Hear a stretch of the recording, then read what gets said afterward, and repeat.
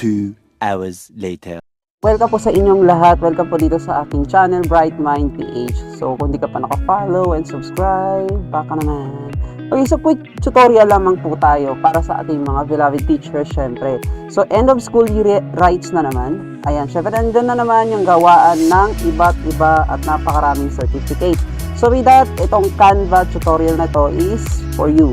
So, ngayon, paano ba ginagawa ang bulk creation ng certificate? So, step na kagad tayo sa step 1.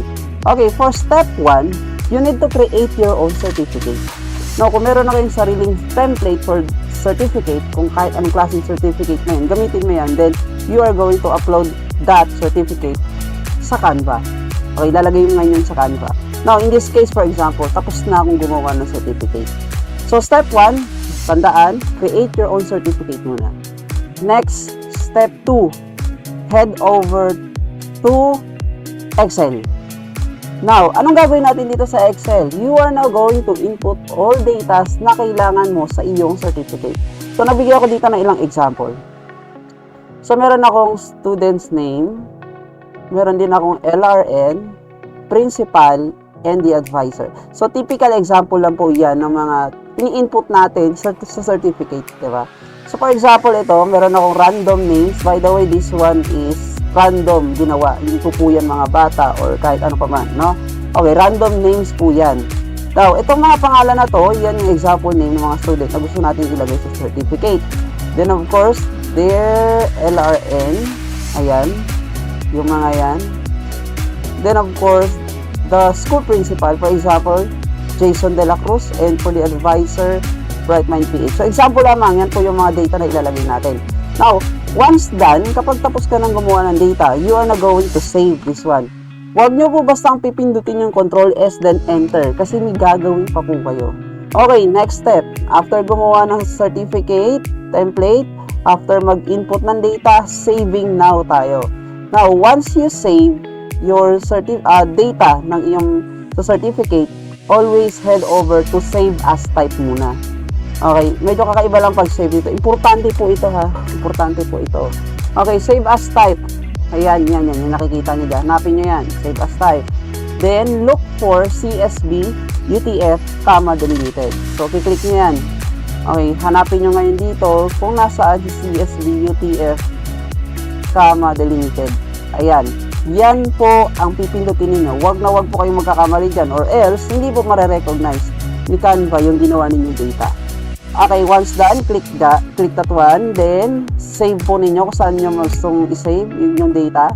So, in this case, may nagawa na kasi ako, no? Ayan. So, nalagay ko lang sa sarili kong folder. Now, I forgot to mention, pakitandaan po na dapat meron pong mga header ang ating mga data. So, nari sa students, lagyan nyo ng header, student's name. Sa LRN, lahat dapat LRN principal. Huwag na po nga kalimutan yan, ha?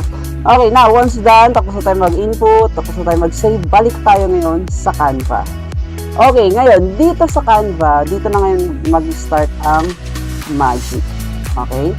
So, first, next step, punta kayo ngayon sa apps ng inyong Canva. Saan ba makikita yon? So, sundan nyo lang po yung display sa taas, yung magnifier, something dyan sa taas. Okay, then, hanapin nyo to, yung bulk create. Ayan, nandito ako sa gilid ha. Hanapin nyo yan. Ngayon, kung hindi nyo makita, halimbawa, walang nakalagay dyan, click nyo tong apps. Okay, click this apps. Then, after nyo maklik, wait lang. Okay, after nyo maklik, hanapin nyo or type nyo dito, bulk create. Ayan, hanapin nyo yan, bulk create. Then, lilitaw ito. Ayan. Yan, lilitaw yan, yung bulk create na yan. So, syempre, select nyo yan by clicking. Now, once done, after you select, after you select the bulk create, ngayon nga, so, may makikita kayo ngayong display na ganyan. Okay? So, focus muna tayo dito sa upload data. Sa ibang video naman yung enter data manual. Now, let us go to upload data. So, may lilitaw na panibagong window dyan, which is, ang hinahanap niyan is yung sinave nyo kanina sa Excel. Okay, remember that. Pag upload data, ang hahanapin niyan is yung sinave nyo kanina. So, just click the file na ginawa nyo kanina. Okay, then click enter or hit enter. And then, may lilitaw kayo ngayong ganito. Na ganyan. Okay, may lilitaw dyan. Kung mapapansin niyo, meron na ako mga naka-highlight kasi pre-made to. Ginawa ko na to una, no? So, pero paano ba ginagawa yan? Okay, next step is to connect the data. So, punta kayo sa pangalan. Ayan, right sa pangalan na yan. Select yung pangalan. Then, right-click. Hanapin niyo yung connect data. Ngayon, sa connect data, since pangalan ng bata ang kailangan natin, use student's name. Saan lumitaw yung student's name? Doon yan sa may header ng ating Excel. Kaya napaka-importante na meron kayong header sa gagawin yung data. Okay, so click nyo student's name. Then, repeat the process lang tayo na paulit-ulit yung lang gagawin yan. Then, next tayo sa LRN. Same process din. Right-click, connect data, then LRN. Okay?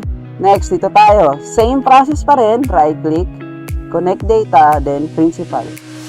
Last one natin is the name of the advisor. Right-click, connect data, then advisor. So, ulit-ulit nyo lang pong gagawin yan.